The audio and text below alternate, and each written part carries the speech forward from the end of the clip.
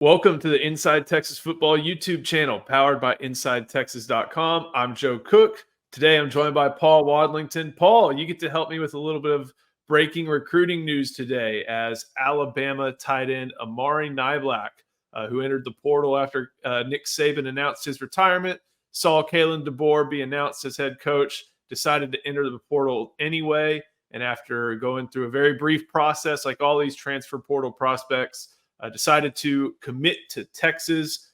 What are the Longhorns getting out of someone who saw the field pretty regularly, had a few touchdowns, including one against Texas this year, but maybe saw his action deplete or decrease over the course of the year? Still a really athletic guy. What is Texas getting, and how does he fit what the Longhorns need for the 2024 season? Well, Texas is getting their third member from the Alabama Crimson Tide roster with the resignation of the GOAT, Nick Saban. We're seeing a real transformation with this 30-day new head coach portal thing that's happening that we're all getting used to. And some teams are getting gutted by it and other teams are profiting. And Texas is one of the teams that's profiting. Amari Niblack is a really interesting player because he's got some really high-level traits, and then he's got some other things that he's growing into. And Texas has a chance to be at the receiving end at the final part of that growth curve, which is a great place to be, right? They didn't have to endure the 2 years of growing pains. They just get to get the more finished product. That's the exciting thing about Niblack. He's a really good athlete out of the state of Florida. He was a standout basketball player in high school as well as football. A little bit of a tweener. People weren't actually sure if he was going to be a tight end or a receiver coming out of Florida, but became more clear later in his recruitment coming out of high school that he would be a tight end, and that's how Alabama took him.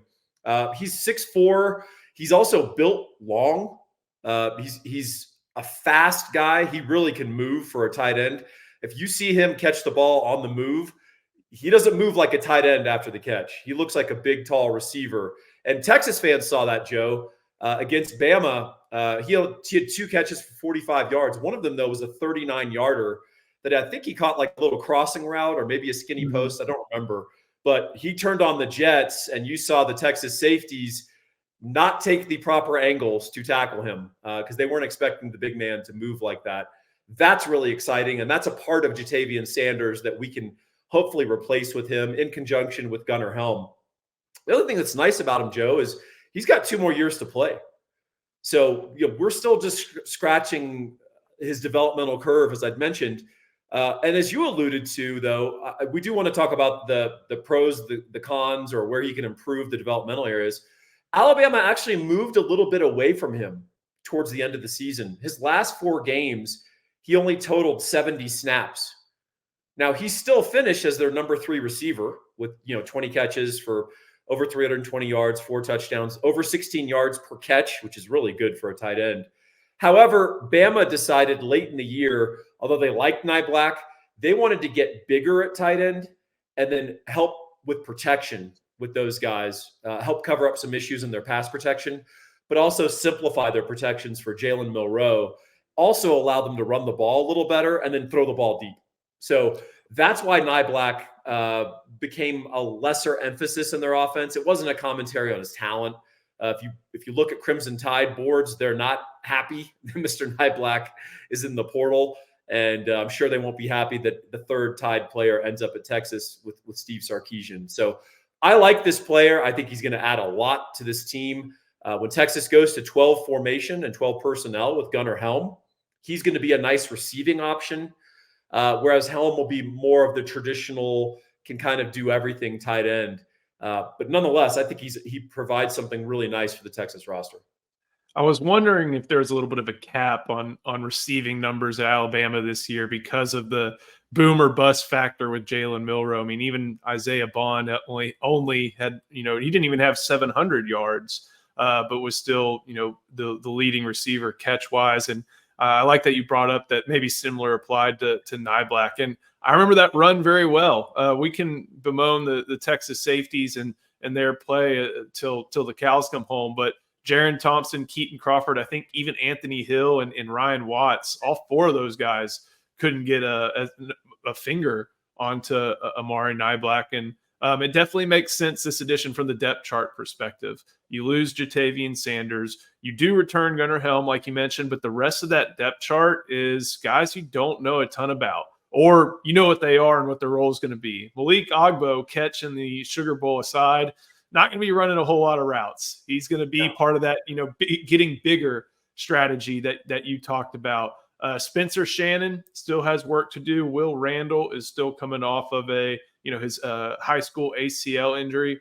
And even though basically anybody you talk to loves what Jordan Washington might bring in the 2024 class, he's still a freshman, still a true freshman, still has some room to grow as a blocker, will be a receiver to start out with. And I don't know, maybe that's somebody that Amari Niblack could kind of mentor, someone with a very similar profile who shows up with receiving skills, not necessarily a tweener, but more of a receiving tight end than a blocking tight end, and shows the path. This is another example, not only just from this year, when you look at Kendrick Blackshire and Isaiah Bond, but dating back several years in the Sarkisian era with Jaleel Billingsley, of course, Keelan Robinson. You mentioned Ben Davis. And I'm wondering what you think of this, if there should be any sort of just Alabama transfer fatigue. We know why a lot of those first guys showed up, the Keelan Robinsons, the Ben Davises, the Jaleel Billingsleys. There was reason from not just a we need bodies standpoint, but a culture standpoint, for the most part, why those guys were added. At this stage, it's not that, it's addressing needs, and it just doesn't seem like, hey, he had a crimson uniform on as a result.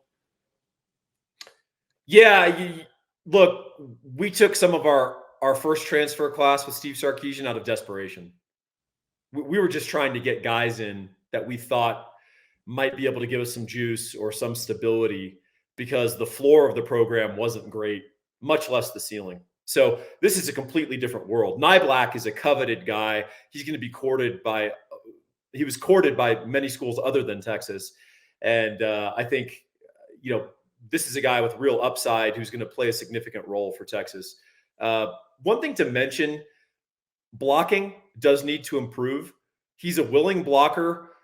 He's better at blocking smalls than bigs. He's better at going after DBs when he's flexed out than maybe, he's not a hand down, he's going to drive a defensive end off the ball kind of guy. And that, I think, can improve. But if he does have one nit to pick, he had a PFF, whatever you think of them, they gave him a run blocking grade of 43.9, which is not great. I think Jatavian Sanders was in the high 50s or low 60s. I can't recall. But it does give you some sort of frame of reference. But as a receiver, and to your point, Joe, you made a very adept point in that Jalen Milroe and the structure of that Alabama passing offense, they were going to throw it really short to a receiver on a screen, or they're going to throw it deep.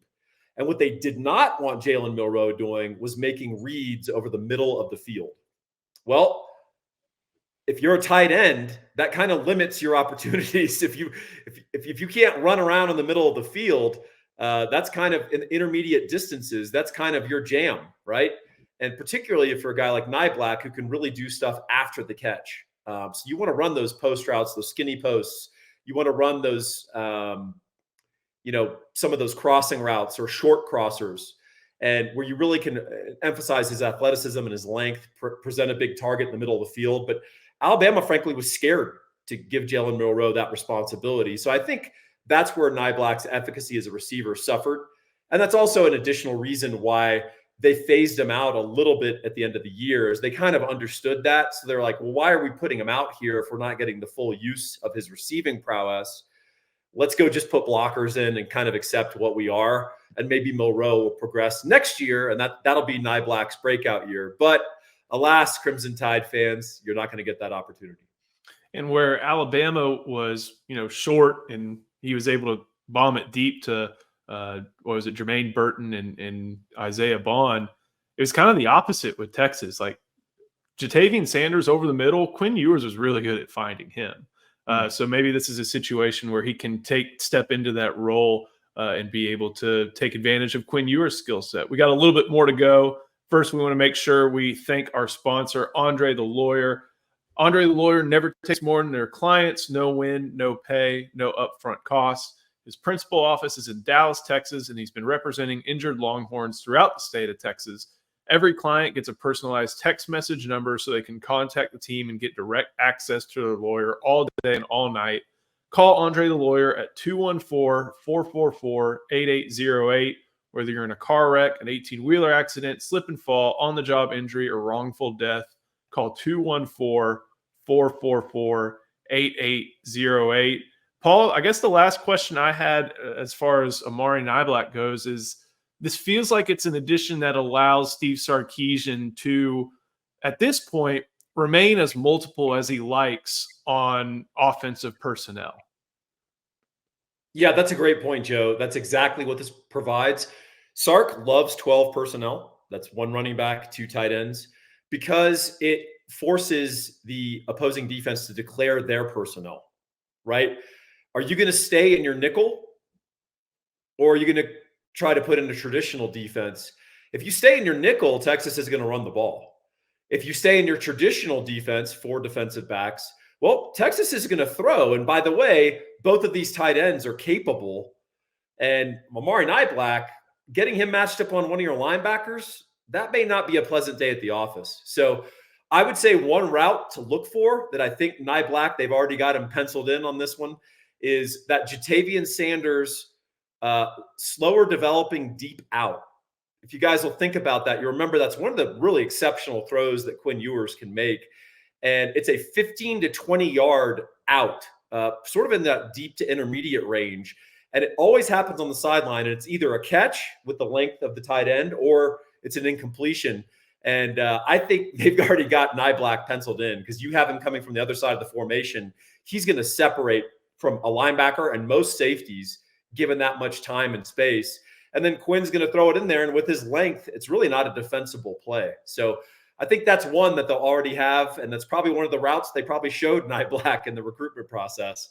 So I expect exactly your point. He's a good complementary piece. He creates versatility for Texas. And there's going to be games where Niblack might get 20, 25 snaps. And there's other games I think you'll see him out there for 50. So I think that's a great point and a great way to end this, Joe.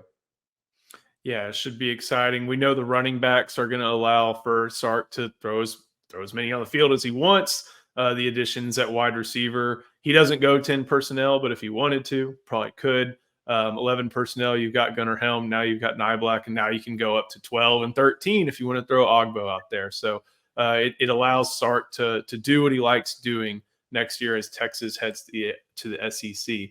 Thank you for watching this video. Make sure you like the video, subscribe to the Inside Texas Football YouTube channel. Head to InsideTexas.com where we'll have more analysis of this pickup for the Longhorns. Paul, thank you so much. I'm Joe Cook. We'll see you next time on the Inside Texas Football YouTube channel, powered by Inside Texas.